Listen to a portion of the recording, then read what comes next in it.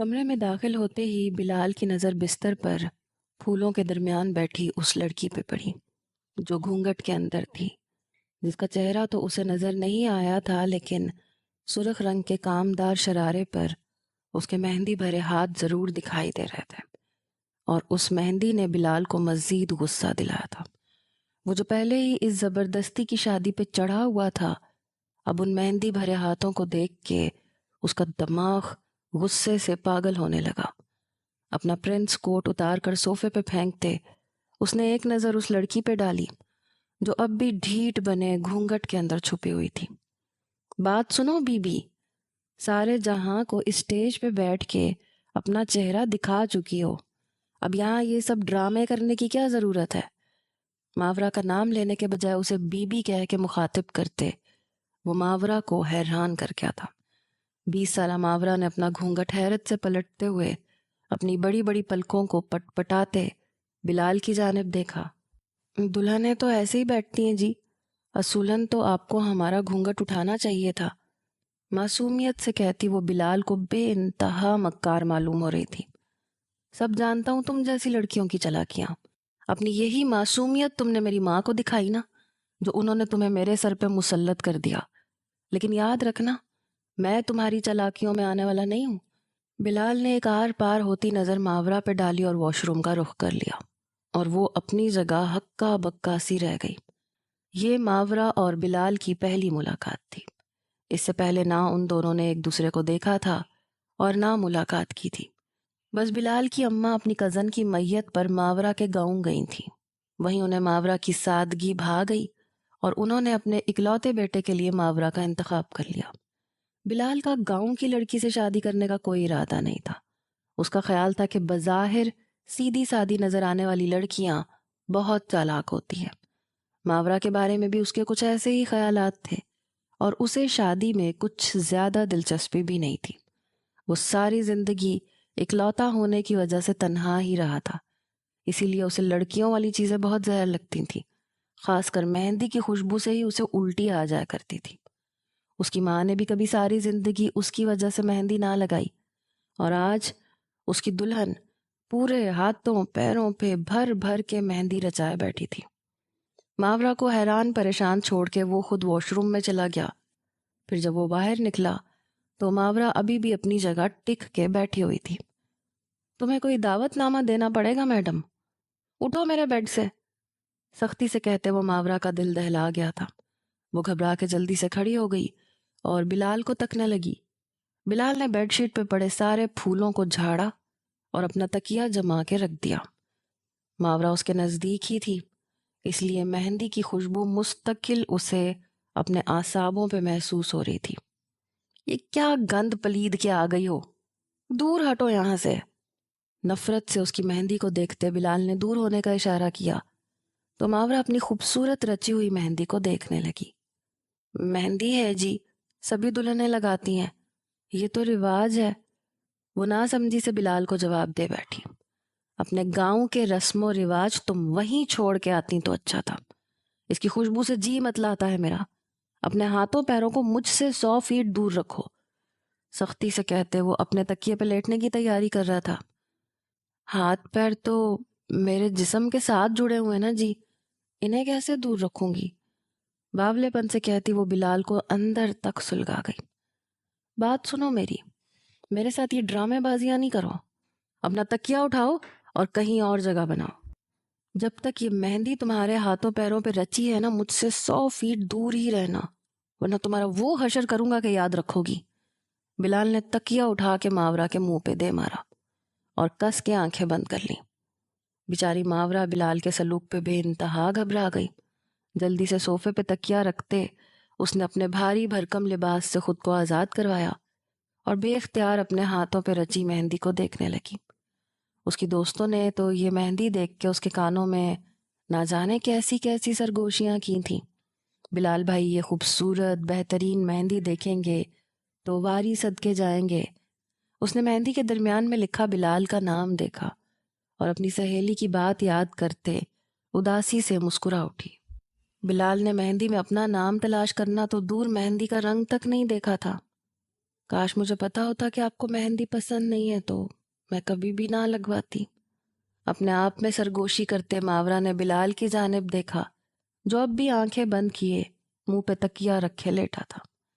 سادہ سا گلابی رنگ کا جوڑا پہنے وہ جیسے تیسے 2 سیٹر صوفے پہ سمانے کی کوشش کرنے لگی، لیکن اس صوفے پہ کروٹ بدلنا بھی ممکن نہیں تھا، اس لیے وہ بار بار بے چین ہو کے ہل جل کر رہی تھی، اور اس کی اسی ہل جل کی وجہ سے اس کے ہاتھوں میں موجود کانچ کی چوڑیوں کی چھن چھن کمرے میں گونجنے لگی تھی۔ بلال جو خود کو سوتا ہوا ظاہر کر چکا تھا، وہ اب چوڑیوں کی چھن چھن سے بیزار ہو رہا تھا۔ جہاں اسے نیند لگنے لگتی وہیں چوڑیوں کی کھنک اس کے کانوں میں بری طرح سے چبھتی۔ کچھ دیر کی برداشت کے بعد وہ غصے سے اٹھ کے بیٹھ گیا۔ یہ کیا پہن رکھا ہے تم نے؟ حد ہوتی ہے کسی بات کی، چھن چھن سے میرا دماغ پھٹ رہا ہے، غصے میں کہتے وہ ماورا کو ہلا گیا۔ جی میں نے کیا؟ وہ بیچاری سمجھ ہی نہیں سکی کہ اس کی نازک سی چوڑیاں بھی بلال کو ناگوار گزر رہی تھیں۔ یہ چوڑیاں کس خوشی میں پہن رکھی ہیں آدھی رات کو؟ اتار کے پھینکو انہیں۔ بلال کا اشارہ چوڑیوں کی طرف دیکھ کے ماورا کی آنکھیں پوری طرح پھیل گئیں۔ جی چوڑیاں؟ یہ کیوں اتاروں؟ اسے بچپن سے چوڑیاں بہت پسند تھیں، لیکن اس کی ماں نے ہمیشہ یہ کہہ کے اسے چوڑیاں نہ پہننے دیں کہ ایسی چیزیں شادی کے بعد ہی اچھی لگتی ہیں، کنواری لڑکیوں پہ یہ سب کچھ اچھا نہیں لگتا۔ ان کے گاؤں میں کنواری لڑکیوں کو کبھی بھی بننے سنورنے کی اجازت نہیں ملی تھی، اس لیے اس نے ہمیشہ سوچا تھا کہ وہ شادی کے بعد ہر وقت چوڑیاں پہن کے رکھے گی۔ گلابی رنگ کے جوڑے کے ساتھ اس نے ہم رنگ گلابی کانچ کی چوڑیاں بھر بھر کے ہاتھوں میں ڈالی تھیں۔ شادی کی پہلی رات ہی وہ اپنا یہ شوق پورا رکھنے کی خواہش کرتی تھی، اور اب بلال کی اس چیخو پکار نے اسے ہلا کے رکھ دیا تھا۔ مجھے لگتا ہے تمہیں سیدھی زبان سمجھ میں نہیں آتی، ان چوڑیوں کے شور سے مجھے نیند نہیں آ رہی ہے۔ تم کسی شادی میں نہیں جا رہی ہو جو ہاتھ بھر بھر کے چوڑیاں پہن رکھی ہیں۔ جو بلال کے منہ میں آیا اس نے کہہ دیا، لیکن سامنے بھی ماورا تھی جسے خاموش رہنا آتا ہی نہیں تھا۔ شادی میں نہیں جا رہی ہوں جی، میری اپنی شادی ہوئی ہے آج۔ اماں ہمیشہ سے کہتی رہی کہ شادی کے بعد چوڑیاں پہننا، کنواری لڑکیوں کو یہ سب چیزیں نہیں کرنی چاہیے۔ اب شادی ہو گئی تو آپ کو پرابلم ہے۔ مجھے بہت پسند ہے کانچ کی چوڑیاں، آنکھوں میں آنسو لیے معصومیت سے کہتی وہ بلال کو مزید تیش دلانے لگی۔ اچھا تو آج شادی ہوئی ہے تمہاری؟ طنزیہ انداز میں پوچھتے بلال نے گھور کے اسے دیکھا۔ وہ ایک دم شرمندہ سی ہوئی، جیسے شادی سے پہلے اپنی ماں کی بات سن لی تھی نا، اب میری بھی سن لو۔ مجھے ہرگز بھی یہ چوڑیاں پسند نہیں ہیں۔ بہتر ہوگا کہ اپنی ساری چوڑیاں اتار کے ایک طرف رکھ دو، اور اس مہندی کو بھی جیسے تیسے کر کے اپنے ہاتھوں سے صاف کرو، اس کی خوشبو میرا دماغ خراب کر رہی ہے۔ سختی سے کہتے وہ دوبارہ سونے کے لیے لیٹ چکا تھا۔ ماورا نے تھوڑی تھوڑی کر کے ان کانچ کی چوڑیوں کو اپنے ہاتھوں سے اتارا اور سائڈ ٹیبل پہ بکھیر دی، ساتھ ہی اس کا دل بھی ٹوٹ کے بکھر گیا۔ بھلا چند چوڑیوں سے کیا تکلیف تھی ایک لمبے چوڑے مرد کو؟ یہ بات سمجھنے سے وہ پوری طرح قاصر تھے۔ صوفے پہ لیٹتے وہ اپنی مہندی بھرے ہاتھوں کو دیکھنے لگی۔ شوہر نے اس کے چہرے کو غور سے دیکھا تھا، نہ اس کی خوبصورتی کی تعریف کی تھی، نہ شادی کی رات کا کوئی تحفہ دیا تھا، بلکہ سیدھے سیدھے اس کے ارمانوں کا خون کر دیا تھا۔ اس نے گاؤں کی سادہ سی زندگی دیکھی تھی، شادی کے نام پہ بہت سے خواب سجائے تھے، کیونکہ گاؤں کی لڑکیاں اپنی ساری خواہشیں اور حسرتیں شادی کے بعد ہی پوری کرتی تھیں۔ اسے لگا تھا کہ اس کی زندگی میں بھی شادی کے بعد خوشیوں کے رنگ بھر جائیں گے، لیکن ہرگز بھی یہ علم نہیں تھا کہ بلال اس شادی سے خوش نہیں ہوگا۔ گاؤں میں تو سب لڑکیاں اس کی قسمت پہ رشک کر رہی تھیں کہ وہ شادی ہو کے بہت بڑے شہر جا رہی ہے، ایک گھبرو جوان کے ساتھ اس کی شادی ہوئی ہے، لیکن اب اسے لگ رہا تھا کہ یہ شہر اسے گاؤں جیسا سکون نہیں دے سکے گا۔ اپنے خوابوں کو تکیے کے نیچے دفن کرتی وہ کچھ ہی دیر بعد نیند کی آغوش میں چلی گئی۔ گاؤں سے شہر تک کا سفر 3 گھنٹے کا تھا، اور اس لمبے اور طویل سفر کے بعد وہ ویسے ہی تھکن سے چور تھی۔ بلال بھی تھکا ہوا تھا، اس لیے تھوڑی ہی دیر میں وہ بھی سو چکا تھا۔ لیکن پھر آدھی رات کو ایک تیز آواز سے بلال کی آنکھ کھلی، ساتھ ہی ماورا کی چیخ بھی سنائی دی۔ وہ گھبرا کے اٹھا تو صوفے سے نیچے گری ہوئی ماورا کو دیکھ کے اس نے اپنے سر پہ ہاتھ مار لیا۔ وہ بے وقوف لڑکی گہری نیند میں کروٹ لیتے صوفے سے نیچے گر پڑی تھی، اب اپنی کمر کو سہلاتی نظر آ رہی تھی۔ ہمدردی کے ناطے بلال اٹھ کے اس کے پاس پہنچ گیا۔ کیا کر رہی تھیں تم؟ زیادہ لگی ہے کیا؟ انتہائی روکھے لہجے میں پوچھتے ہوئے اس نے اس کے ہاتھ پاؤں ٹٹولے۔ کبڈی کھیل رہی تھی صوفے پہ، اسی میں گر گئی۔ وہ جو کمر پہ چوٹ لگنے سے پہلے ہی بلبلا رہی تھی، بلال کے بے تکے سے سوال پہ اس کے تن بدن میں آگ لگ گئی۔ ماورا کی حاضر جوابی پہ بلال نے گھور کے اسے دیکھا۔ بیڈ پہ سو جاؤ تم، میں صوفے پہ مینج کر لوں گا۔ اس پہ احسان کرتے ہوئے وہ کھڑا ہو گیا۔ ماورا نے اٹھنے کی کوشش کی لیکن کمر میں بہت زور کی چوٹ آئی تھی۔ وہ اپنے پورے وزن سمیت زمین پہ گری تھی، اس لیے اب تکلیف سے کھڑے ہونا مشکل تھا۔ اس کی حالت دیکھتے ہوئے سانس روک کے بلال نے اسے سہارا دیا۔ مہندی کی خوشبو اس کے دماغ پہ چڑھ رہی تھی۔ بلال کے سینے سے لگی وہ دھیرے دھیرے چلتی ہوئی بیڈ تک پہنچی۔ بلال نے اسے خود ہی سہارے سے بیڈ پہ بٹھایا اور چند قدم پیچھے ہو کے اسے دیکھنے لگا۔ بہت زیادہ درد ہو رہا ہے تو میڈیسن دوں؟ نہیں میم، ٹھیک ہوں۔ کمر پکڑے وہ بیڈ پہ لیٹ گئی۔ بلال نے ایک نظر اس پہ ڈالی اور پھر صوفے پہ لیٹ گیا۔ وہ 6 فٹ کا لمبا جوان مرد تھا، اس لیے 2 سیٹر پہ چند منٹ لیٹنا ہی محال تھا۔ پوری رات گزارنے کا سوچ کے تو اسے خود ہی خوف آ رہا تھا۔ جیسے تیسے باقی کی رات کٹ گئی۔ صبح جب بلال کی آنکھ کھلی تو پہلی نظر بیڈ پہ سوتی ہوئی ماورا پہ گئی، جو خود سے بے نیاز گہری نیند میں تھی اور ابھی بھی اس کا ایک پاؤں بستر سے نیچے لٹک رہا تھا۔ اگر وہ کروٹ لیتی تو یقیناً بیڈ سے بھی نیچے گر کے زمین پہ پڑی ہوتی۔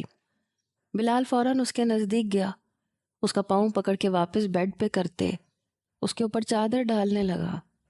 جب ہی اس کی نظر ماورا کے ہاتھوں پہ پڑی، کلائی میں 1-2 جگہ کٹ نظر آ رہے تھے جو اب سرخ ہو کے گہرے ہو رہے تھے۔ یہ سمجھنے میں اسے وقت نہ لگا کہ چوڑیاں اتارتے وقت ماورا کے ہاتھوں پہ کٹ لگا ہے۔ اس کی سفید چٹی کلائیوں پہ کچھ لمحوں کے لیے بلال کی نظر ٹھہری اور پھر وہ سر جھٹک کے پلٹ گیا۔ پتہ نہیں کس گنوار کو اماں نے میرے سر لا کے باندھ دیا۔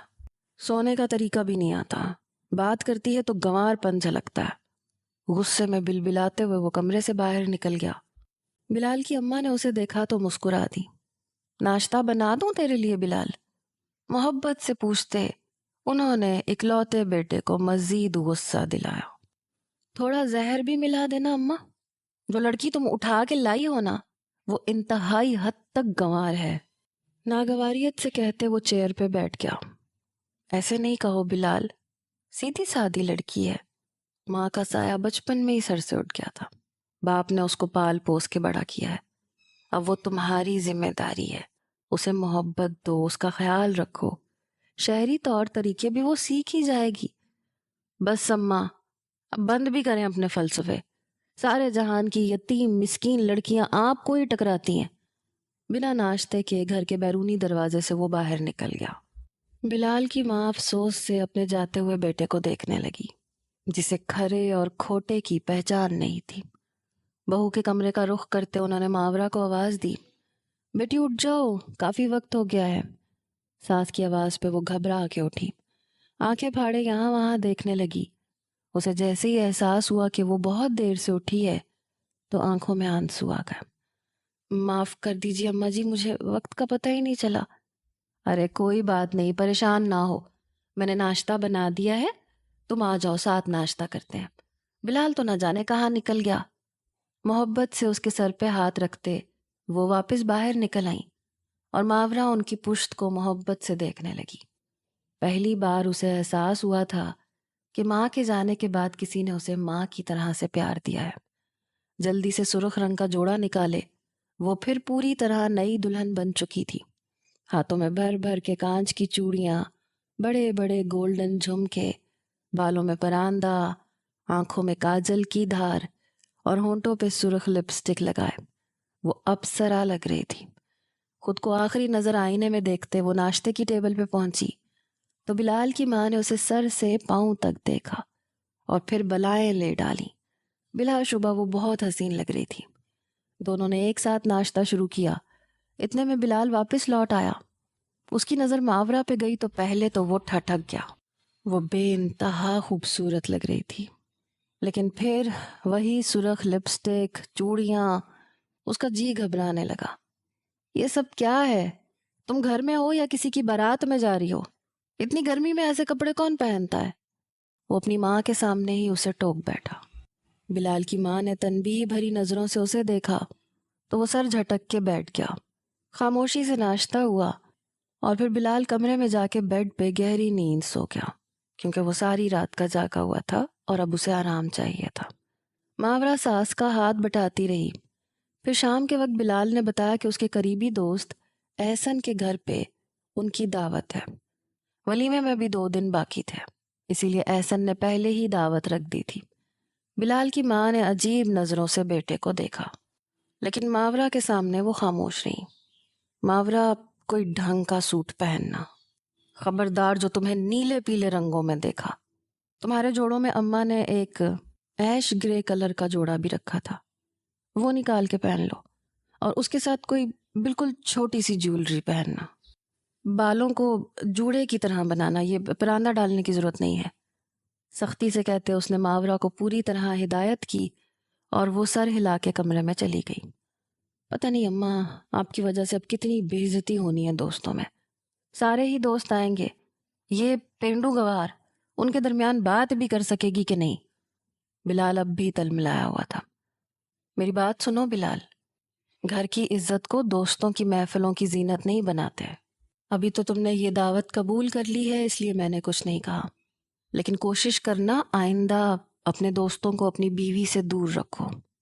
تمہاری دوستی اس گھر کے دروازے کے باہر تک رہنی چاہیے، بیڈ روم تک نہ لاؤ اسے۔ بلال کی ماں کے سخت لہجے پہ وہ ایک دم ہی چونک گیا۔ اماں، میرے سالوں پرانے دوست ہیں، آپ اچھی طرح جانتی ہیں ان سب کو۔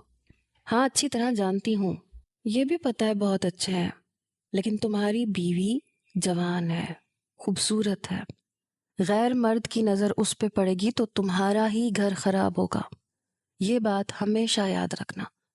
بلال کی ماں نے اسے سمجھانے کی کوشش کی اور اپنے کمرے میں چلی گئی۔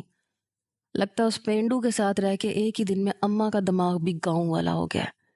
وہ جو شہری آب و ہوا میں بڑا ہوا تھا، اس کے لیے یہ کوئی بڑی بات نہیں تھی کہ وہ اپنی بیوی کو لے کے دوستوں کی محفل میں جائے، لیکن اس کی ماں کو یہ بات ناگوار گزری تھی، کیونکہ وہ دل سے ابھی بھی بالکل دیسی تھی۔ وہی گاؤں کی مٹی کی مہک ان کے اندر بسا کرتی تھی۔ اگر ان کی اپنی کوئی بیٹی ہوتی تو وہ شاید اسے گاؤں کے طرز پہ ہی پالتی۔ ماورا نے ایش گرے کلر کا لانگ فراک اور چوڑی دار پاجامہ پہن لیا تھا، ساتھ ہی اس نے بہت چھوٹے چھوٹے سلور رنگ کی جھمکیاں کانوں میں ڈال لی تھیں۔ اسے اپنا آپ بہت سونا سا لگا، اس لیے اس نے پھر بھر بھر کے چوڑیاں پہنی، ساتھ ہی گہری سرخ لپسٹک لگا لی۔ بلال کمرے میں داخل ہوا تو ماورا کی لپسٹک کو دیکھتے وہ پھر غصے میں آ گیا۔ بے وقوف ہو کیا؟ منع کیا تھا نا تمہیں کہ یہ حرکتیں نہ کرو۔ آگے بڑھ کے اس نے ماورا کے بالوں کو پکڑا اور ٹشو پیپر سے غصے میں ماورا کی لپسٹک اتنی تیزی سے صاف کی کہ اس کے ہونٹ قدرتی لال ہو گئے۔ آرام سے پلیز۔ اس نے جلدی سے بلال کا ہاتھ پکڑا تاکہ وہ اپنی گرفت کو کچھ ہلکا کرے، لیکن اس کے ہاتھ پکڑنے پہ بلال کے تن بدن میں کرنٹ دوڑ گیا۔ سانس روک کے وہ اسے اپنے بے انتہا نزدیک محسوس کرنے لگا، جبکہ ماورا اپنے ہونٹوں پہ انگلی پھیرتے دھیرے دھیرے انہیں تھپ تھپا رہی تھی۔ بس اب ایسے ہی ٹھیک ہے، اب کچھ نہ لگانا اس پہ۔ خود کو اس سے دور کرتے بلال نے اپنی نظریں چرائیں تھیں۔ ماورا نے خود سے نکال کے پہنے تو بلال اسے پھر گھورنے لگا۔ کیا کیا سمجھانا ہوگا تمہیں؟ اس فراک کے ساتھ ہائی ہیل پہنتے ہیں، چیک کرو کبرڈ میں کوئی سلور ہائی ہیل نہیں ہے۔ بلال کے کہنے پہ اس نے ہائی ہیل تو نکال لی، لیکن اسے پہن کے وہ چلنے سے قاصر تھی۔ جیسے ہی اس نے 2 قدم بڑھائے، ساتھ ہی وہ لڑکھڑا کے بلال کے ہی کاندھے سے آ لگی۔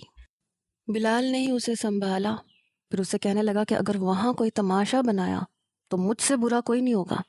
بیلنس بنا کے چلنے کی کوشش کرو، آ ہی جائے گا۔ میرے سارے فرینڈز کی بیویاں اسی طرح کے سینڈلز پہنتی ہیں، ایسے ہی کپڑے پہنتی ہیں اور بالکل سوبر رہتی ہیں۔ تمہاری طرح گاؤں کی گوار نہیں ہے نا۔ بلال کے لفظوں نے ماورا کے دل کو ٹھیس پہنچائی تھی۔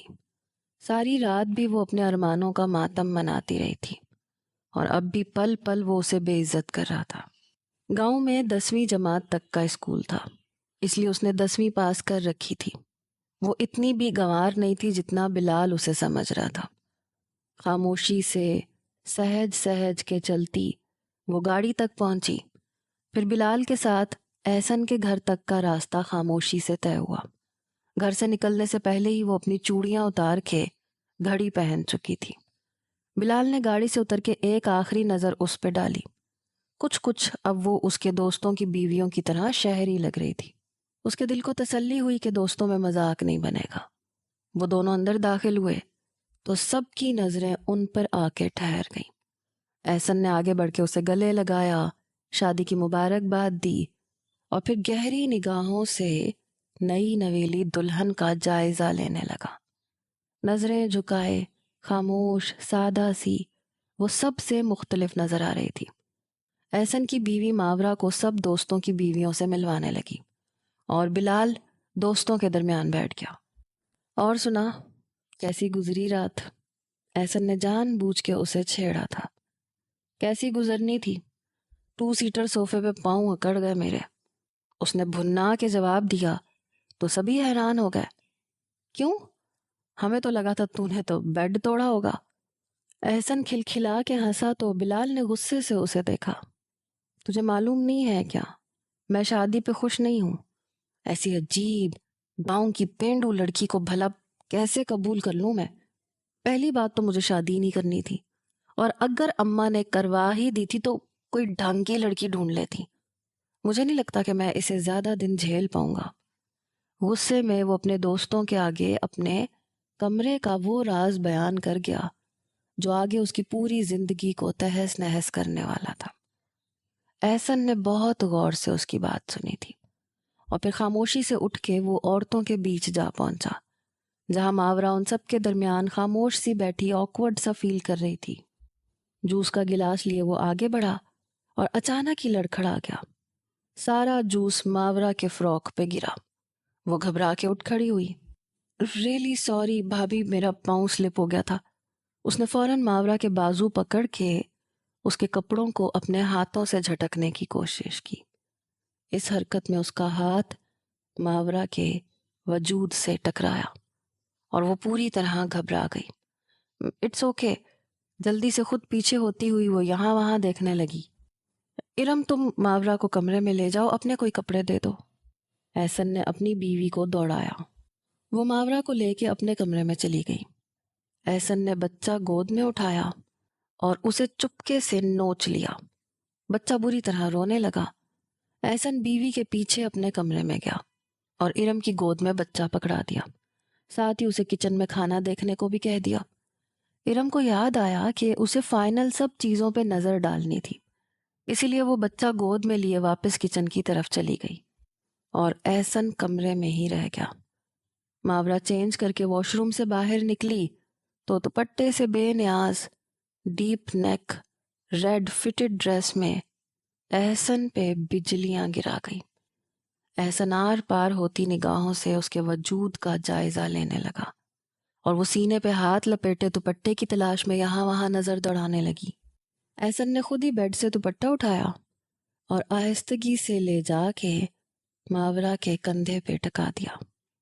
بہت سوٹ کر رہا ہے آپ پہ یہ کلر۔ ماورا کی آنکھوں میں آنکھیں ڈالے وہ بے باکی سے اس کی تعریف کر رہا تھا۔ بے اختیار ماورا کو صبح کا منظر یاد آیا جب اسی ریڈ کلر کے ڈریس پہ اس کے شوہر نے اسے نہ جانے کتنی باتیں سنائی تھی۔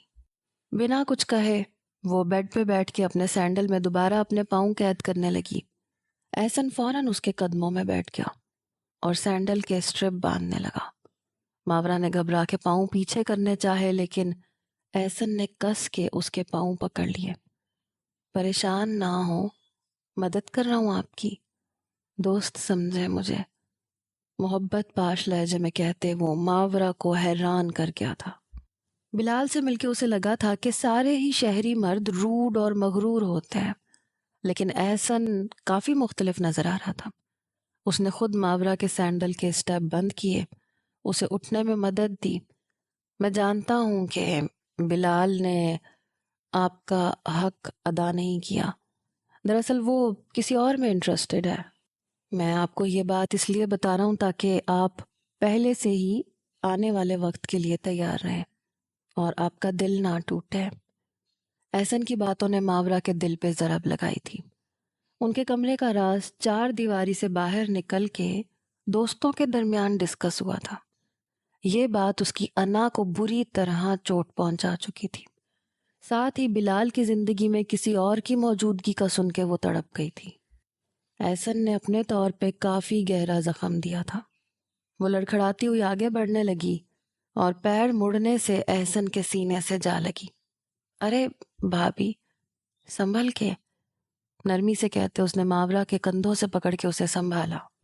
اتنے میں بلال وہاں چلا آیا۔ ان دونوں کو یوں دیکھ کے وہ چونک اٹھا، پھر اس کی نظر ماورا کے سرخ جوڑے پہ جا کے ٹھہر گئی۔ اس کا حسن پوری طرح نمایاں ہو رہا تھا۔ وہ خود کو دوپٹے میں چھپانے کی کوشش کر رہی تھی۔ ڈریس کیوں چینج کیا تم نے؟ اور پھر سے یہ لال رنگ کا جوڑا پہن لیا؟ پینڈو ہی رہو گی تم، سختی سے کہتے وہ ماورا کے قریب آیا تو وہ ڈر کے ایک قدم پیچھے ہٹ گئی۔ ارے یار، مجھ سے جوس گر گیا تھا، تمہاری بھابھی نے دیا ہے dress, I am really sorry. Ahsan نے فوراً دوست کے آگے صفائی پیش کی۔ بلال کا غصہ کچھ ٹھنڈا ہوا۔ احسن کے ساتھ وہ باہر چلا گیا اور ماورا آنکھوں میں آنسو لیے وہیں کھڑی رہ گئی۔ احسن کے سامنے بھی بلال کا لہجہ اتنا ہی سخت تھا، اور جس انداز میں اس نے بات کی تھی، ماورا کو اپنی حیثیت کا احساس اچھی طرح ہو گیا تھا۔ آنسو اپنے حلق میں اتارتی، لبوں کو کترتی، وہ سنبھل کے واپس اپنی جگہ پہ آ کے بیٹھ گئی تھی۔